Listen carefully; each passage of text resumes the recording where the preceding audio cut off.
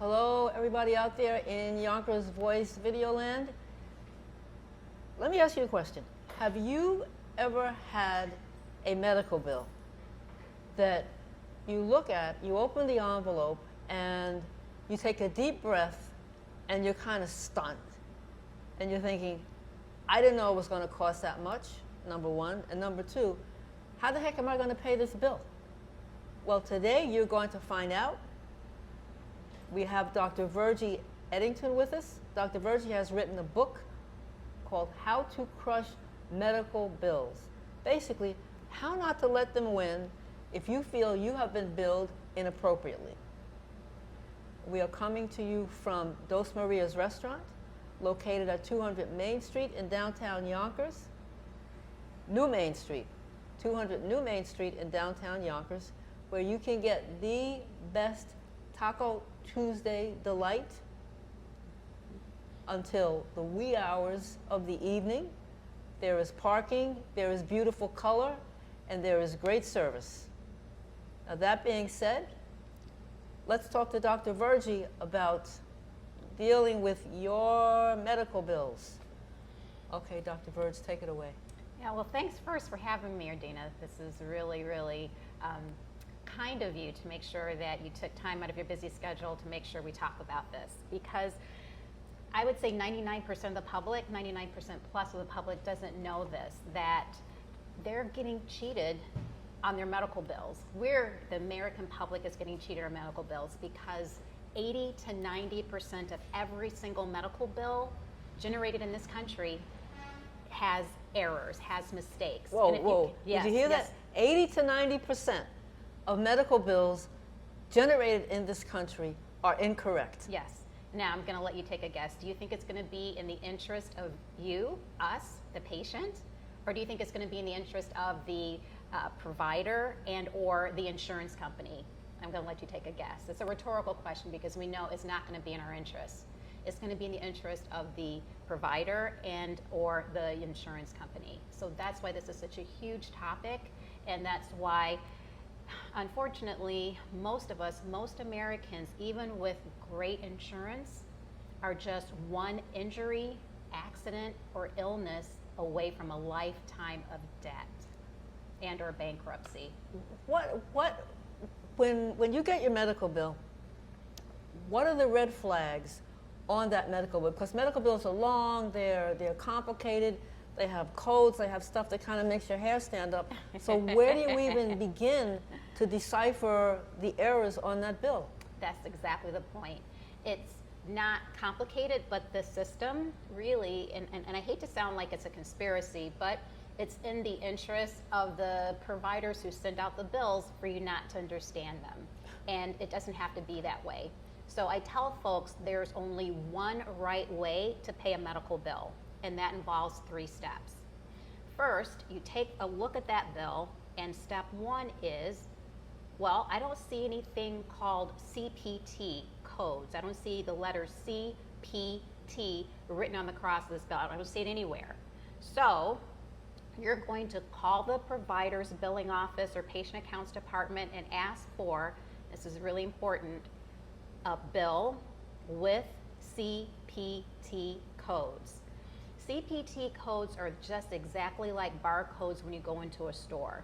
When you go into a store, you pick up a product, it has a barcode, you run it through a scanner, and it does 2 things. It says usually the description of what the product is and how much the retailer is charging for it.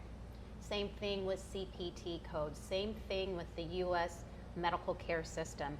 Every single medical test, procedure, office visit, operation, anything you can think of that you can have done to you or need in terms of treatment in the U.S. healthcare system, medical care system, has a CPT code. So the provider assigns a CPT code to every procedure test that you had done, and that's what tells them, okay, this is what was done and this is what we're charging. So that is step 1. Usually, unfortunately, 9 times out of 10, in my experience, Ardina, the bills we're getting from providers are not what I call real bills. They're not accurate bills.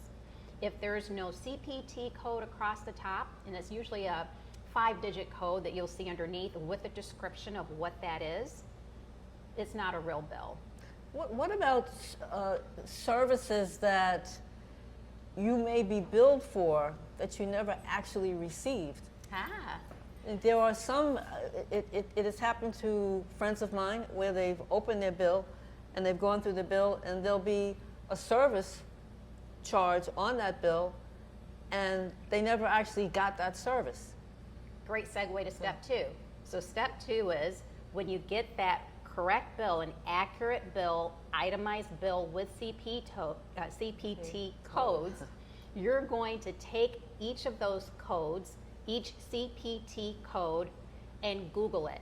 You're going to plug in, let's say, CPT code 99213, which is a kind of outpatient office visit. You're going to take that, plug it in, Google it, and make sure the description that comes up sounds similar to the care that you received or the care that you believe you received. And you're also at that same time, when you're getting that information, when you've gotten the description, you're like, oh yeah, that sounds like what I received, you're going to put that code in again to find out what Medicare pays for that service. So Medicare is federal government health insurance. And the CMS, which oversees government, CMS is Centers for Medicaid and Medicare Services. My point is, Ardina, if it's good enough for the federal government, it's good enough for me. If that is what the baseline charge is from Medicare, then that is the cost that we should be charged and what we should be paying. Now, there are some people that are doing this kind of work now in terms of medical financial literacy, trying to shine a light on the dark overcharges, exactly, dark side of the industry. And they say, well, you know what, you should probably say 2 times Medicare rate is probably appropriate. You know what, fine. I say, I'll start with Medicare. And they say, well, the providers will say, well, if everybody just paid the Medicare rate, we couldn't stay in business. I doubt that, and it's not my problem. Not when they're charging $5 for an aspirin. Exactly. And if you don't make sure that you know what the Medicare rate is, you're just taking a charge of about, on average, 300 to 500% higher than what Medicare pays. You're paying basically MRSP, manufacturer retail sticker price. Yes, ma'am. Run that by me again. Yes, ma'am. You're saying that the patient is paying a 300 to 500% markup on the medical procedure? Every medical test, medical service that you've ever received, if you don't have Medicare, Medicaid, if you did not negotiate the price down to the Medicare price, what they pay, if you don't have Medicare or Medicaid, if you didn't negotiate down that price, all of us, we've all done it. We've all been charged the full retail sticker price, which is usually an average about 300 to 500% more than what Medicare pays. I'm speechless. Well, that being said, now you have received the bill and you're not able to pay the bill. So in the worst case scenario, the bill gets sent to a collection agency. Well, you have some recourse. So you've gone through step 2. You did step 1, you got an itemized bill, meaning a real bill with CPT codes. If it doesn't have CPT codes on it, it's not a real bill. So you did step 1, you got a real bill with CPT codes. You did step 2 to Google what those codes are, make sure it is what you received, and you made sure you find out what Medicare pays for that service. Then you're ready for step 3. And with step 3, you can total up how much you believe is a fair price. I say Medicare rates for each of those CPT codes describing the services that I had. I total it up. The third step is calling the provider's billing department back and saying, look, this is what I can pay. This is, a fair price. Let's say they charged you, and this isn't unusual, Ardina. Unfortunately, this is the world, the country that we live in the industry in this country for healthcare. You may get a $10,000 or $20,000 bill. And with your research, with you applying the one right way to pay a medical bill, the first two steps, you realize, you know what, I think $5,000 is probably more appropriate, and that because that's what the services I think I received and what Medicare pays for them, you're going to call them back and say, you know what, I'm willing to pay and able to pay $5,000. Let me back up. Let's just say I think that $5,000 is a fair price for this, given what my research shows that Medicare pays for this service. So $5,000, that's a lot of money for me. So I'm going to ask you this, third step. An interest-free payment plan with the facility with a monthly payment that you can afford, that's in your budget. So you may say, you know what, I can only afford, I'm stretching, I can only afford $100 a month. And the response you're going to get, and this is their job, you know, I always say never hate a hustler. You know, how do they say it? You know, don't hate the player, hate the game. So they're going to say, their job is to say, well, at only $100 a month for a $5,000 bill, that'll take you years, you know, 5, 7, 10 years, whatever the number is. And I know it sounds outrageous, but it's true. If these bills are huge, and you might figure out, oh my gosh, my budget only allows this per month. This is going to take me 7 years, 10 years to pay it off. But the important thing is, I mean, the important thing to comprehend is that you can negotiate the rate. Yes. If the bill gets reduced to $5,000, $3,000, you can go in and you can say, okay, look, this is what I can give you. If it has to be stretched out over a 20, 25-year period, that's how it is. But they will have to accept the fact that that is the amount that you can pay per month interest-free. Yes. And you're going to get some pushback likely. They're going to say, well, you know, it'll take you, you know, 5, 7, 10 years to pay this off. You know, can you do 250? And you're going to be like, no, that's all I can do. I can only do 100, and stick to it. Now, the reason why they eventually will accept this, Ardina, is because how does it go? A little bit of something is better than all of nothing. They know it's cheaper to lock you into an agreement that you can afford instead of chasing you down the road, maybe getting nothing or having to sell it to collections, only getting pennies on the dollar. So that's why they accept these negotiations. I want to talk about veterans who really sort of get the short end of the stick when it comes to medical bills. I mean, these are guys that fought for the country, men and women who have fought for the country, and are not really getting the kind of medical benefits that they deserve. There is a new law that will go into effect, I believe it's 2022 or 2023, which says that if your medical bill as a veteran is $500 or less, the amount of money that you owe is $500 or less, it will not be reported to a credit agency. Yes. So elaborate on that for me. Well, actually, the good news is that it's not just for veterans. That's throughout the country. That's for everyone. Everyone who has a medical bill that's less than $500, it does not get reported to the U.S. credit agencies anymore. And that is in effect now? Today is July 1. I believe that's the bill that went into effect July 1. Though there's actually another bill that says if you paid off all of your, if you have a medical bill that you paid off that went to collections and got reported on a credit report, it gets taken off instead of having to stay for 7 years, which is the usual with other consumer debt. And I forget which one starts. There's 2 of them that starts today, July 1st. This is awesome. And one starts sometime in 2023. But I want to get back to your point about... Let me take a quick break because I don't want the audience to forget Dos Marias, located at 200 New Main Street in downtown Yonkers, where you can get really incredible food, really incredible drinks, and a really incredible atmosphere with parking available and tremendous service. Dos Marias Restaurant, 200 New Main Street in downtown Yonkers. Okay, back to your point. So I wanted to get back to the point about veterans, our veterans, the folks that take care of us, right? We have to take care of the folks that take care of us, and it is outrageous that we're having to have a conversation that there are veterans who have medical debt. And that's because, just in brief, there's not enough VA services, VA hospitals around the country to provide all the services and care that they need, that veterans need. So there's only like 156 or something throughout the whole country for all of our veterans.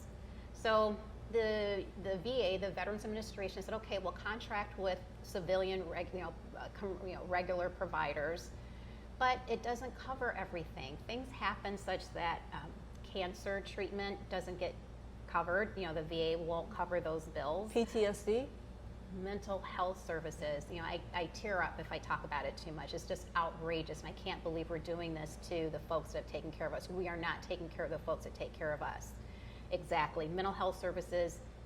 And let's say you have to go, it happens. You're going to, if God forbid, an emergency happens and you get taken to the nearest hospital, it's not going to be a VA hospital, right?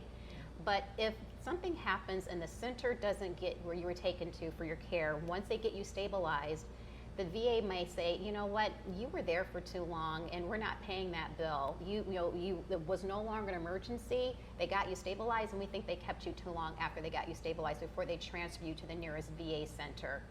Outrageous. Yeah. And so our folks, our veterans, our military veterans have these huge bills, and the thing is that unfortunately, even though it's against the law for debt collectors to threaten people with reporting it to their bosses or things like that, there are stories where the debt collectors will say things like, we're going to report this to your superior officer. Yeah. So it's outrageous, and we're getting closer. There is a bill that actually went into effect, I think it's July 1. At the same time, these bills were, I should say, these regulations were put into effect with the credit agencies. Now with the loans that you get through the USDA and the FHA, Fair Housing Authority, Federal Housing Authority, FHA, if you have medical debt on your credit report, they no longer will take that to account when you're applying for a loan for our veterans. That's one thing that they can do to get closer to having medical debt just not be a hindrance to them living their lives after they've given us so much. What about patient advocates? There are patient advocates at every hospital, and there's also a patient advocate foundation, which is located out of Washington, D.C. You can find them online. I believe it's called patientadvocate.org. But Google it anyway. But there is an organization that will fight for you free of charge, will give you advice, will have a three-way conversation on the phone with the medical billers at the hospital where you were treated, and they will try and navigate through your bill.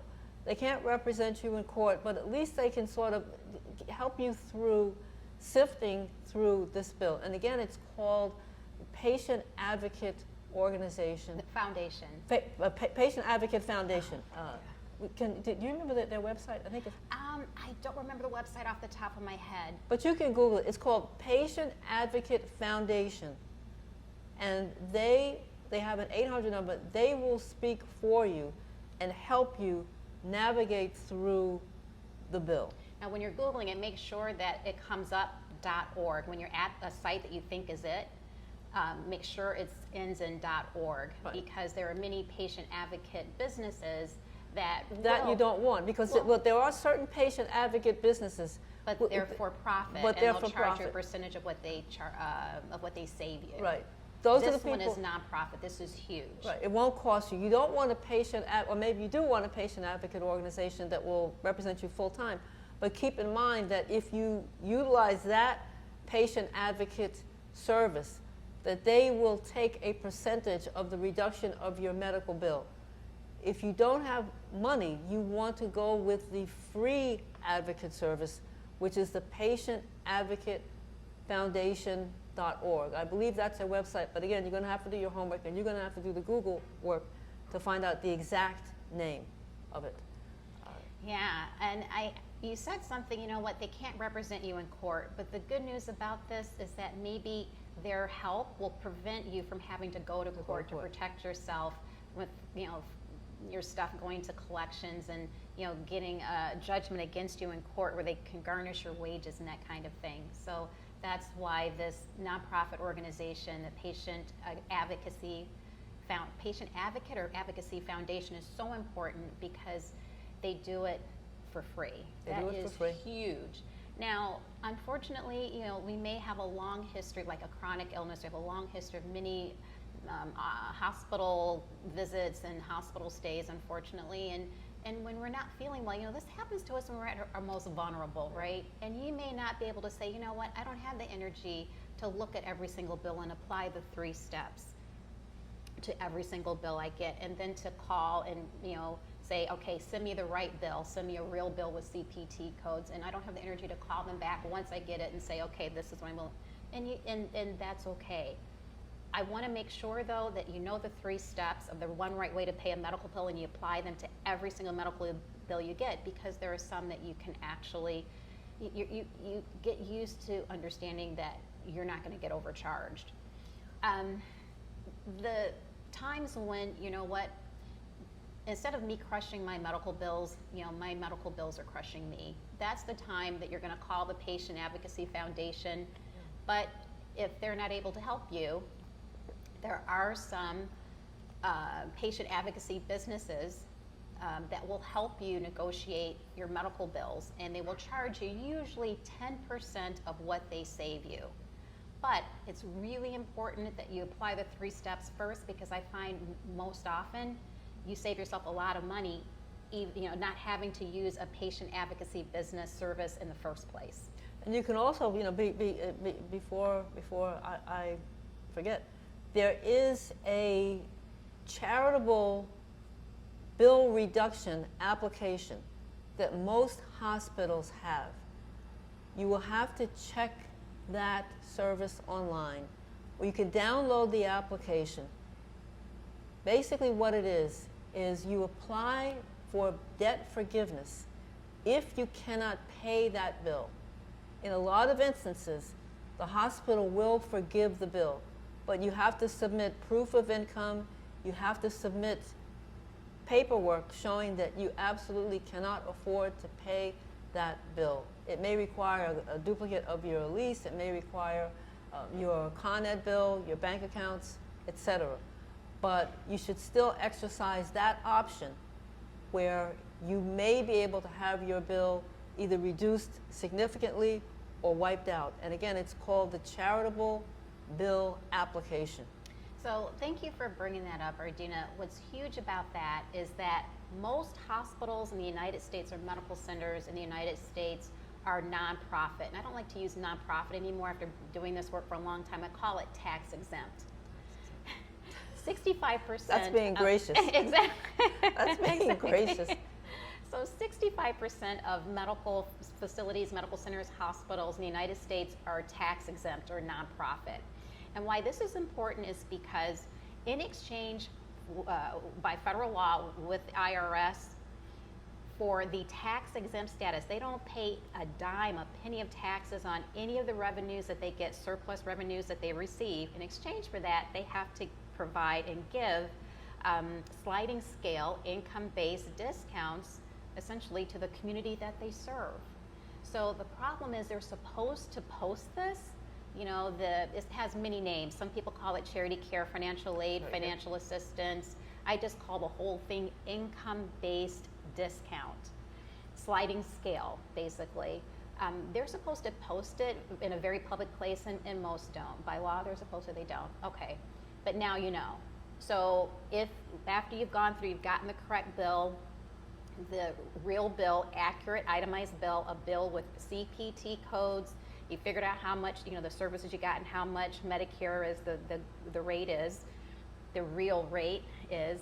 And number 3, when you call them back, you can say, you know what, this is all I can do, but can I have an application to see if my income qualified to have an income-based discount or sliding scale. Huge, and thank you for bringing that up. One thing I also want to talk about in terms of that is that I actually just lost my thought with the sliding scale, the income-based discount with the charitable application. Charitable application. Yeah, but anyway, just that's the point. I know what I wanted to say. So people think that they don't qualify because their income is too high. Sometimes your bill is so huge that even with a relatively high income, you qualify. I have experience with a bill with a nonprofit institution that was about $13,000, and the person I think grossed about maybe up to $150,000 for their salary. The whole bill, according to their sliding scale, was wiped away. There it is. There you go. There you go. There it is. There it is. You heard it. I'd like to switch over to insurance. In your book, you talk about the fact that if you belong to a religious organization and you are part of a health insurance pool, that is not technically a health insurance policy. So it may be confusing to some folks. If you go to a church and the church says, all right, well, you kick in so many dollars and you're going to have health insurance, that is not really the case. It's not insurance. So these are health share ministries or health sharing ministries. And what you do is the structure is, the idea is that you pay every month, or you pay whatever into this pool, and then the people that are participants in that pool, when they have medical care and medical bills, that they pay it out of that pool.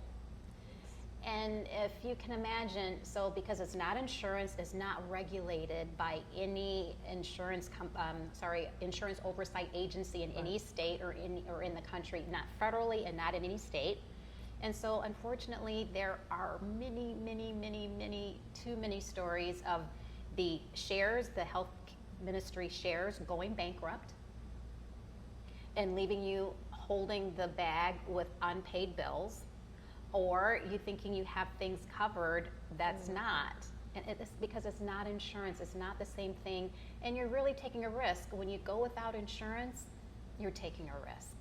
What about speaking about taking a risk, what about the credit cards that the hospitals try to convince you to sign on to so that you can pay off your medical debt to them while they're charging you interest on the credit cards? I mean, you got to kind of scratch your head and ask yourself, what's wrong with that?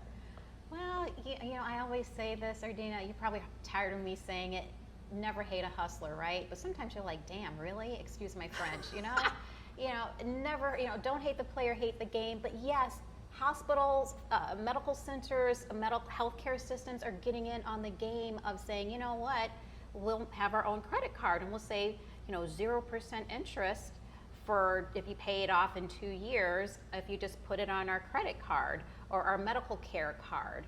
And what they're doing is having you skip straight to step 3.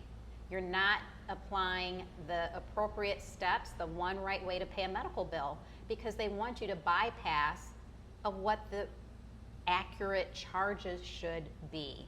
So again, my prior example, you had care that was, you had received a $10,000, $13,000, $20,000 bill. You applied the 3 steps. You know what was probably most accurate is $5,000, but you just take a card. You took their card. Oh, okay.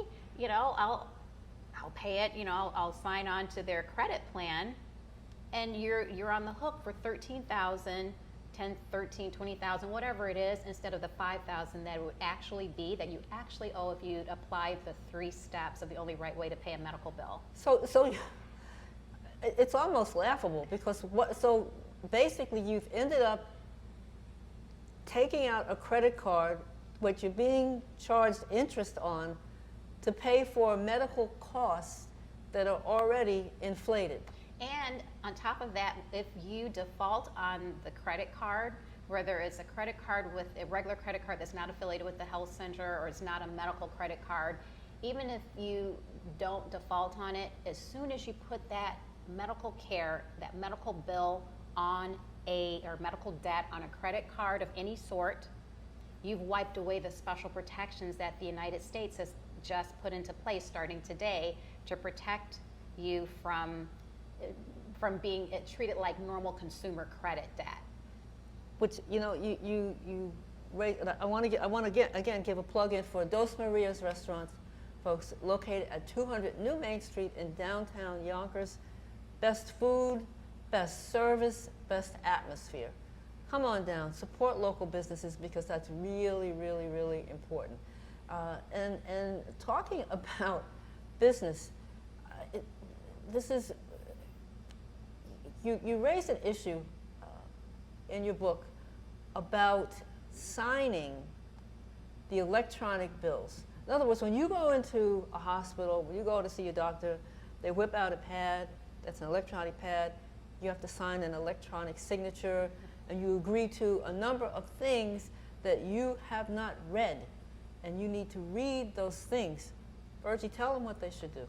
So what we're talking about is those electronic devices. It's really a pad. It's just, like say 8 inches or so by 2 inches black, and they hand you a stylus and say, whoa, whoa, whoa, whoa. You know, they're behind a mask, behind the COVID protection barrier screen, right? Whoa, whoa, whoa, sign here. And they hand you this black signature, they hand you an electronic signature pad and a stylus.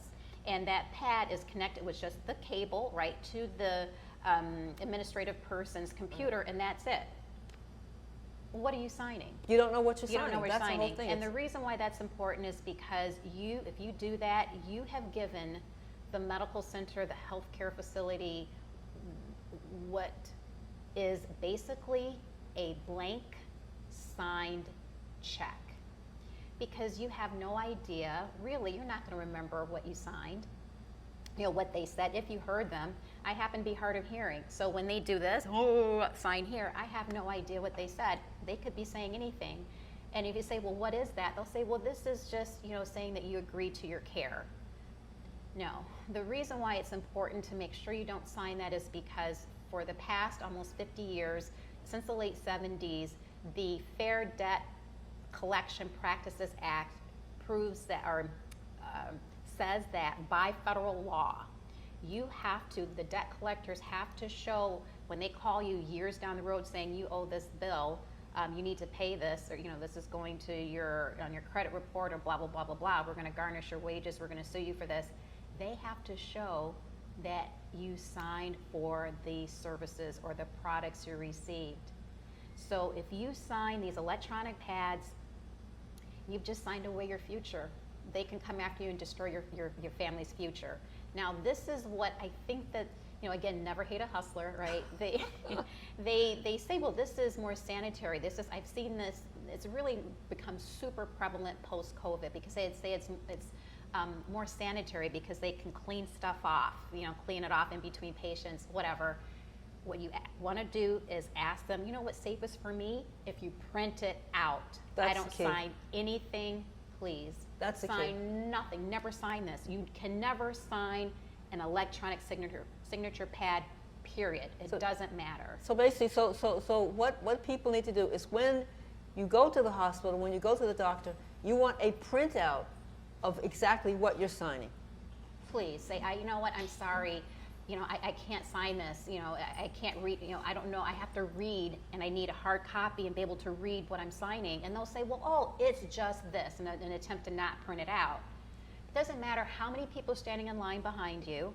It doesn't matter how exasperated they sound, and they, you know, huff and puff, and that it's going to take so long. You have to, they're not going to be paying your bills. They're not going to be the one who's taking, you know, food out of your family's mouth, your savings for school for your kids. Protect yourself and your future. Ask, demand, I need you to print it out. And on that note, folks, we are going to end.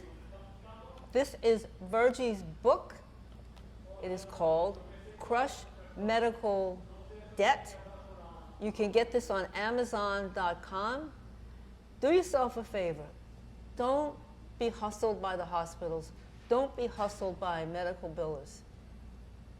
Get the book, get educated, pay what you owe, but pay it appropriately.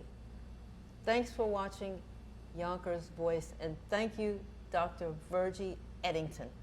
Thank you for having me, Ardina. I really appreciate it. Okay. All right, we're still rolling, so. Let me go through the book.